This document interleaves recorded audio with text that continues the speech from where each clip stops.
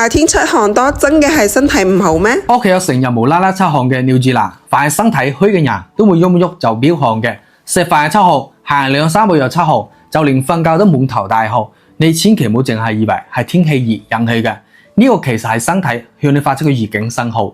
經常出汗好似淋雨咁，皮膚仲成日黐爛爛嘅人咧，呢種人特別容易攰嘅，日日提唔起精神，坐低就想瞓喺度唔想喐嘅，呢種情況唔係你懶。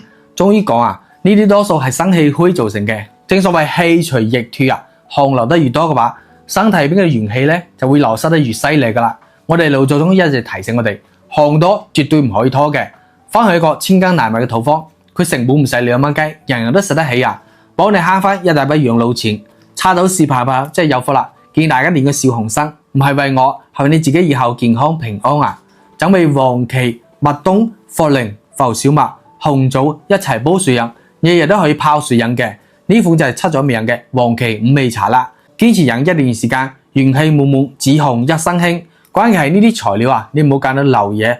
如果你唔識得揀嘅話，真材實料啊，就放喺視頻左下個鏈接度，你帶翻去用滾水沖嚟飲就得噶啦。趁依家抵買，快啲帶翻去飲起身啦！希望能夠幫到大家。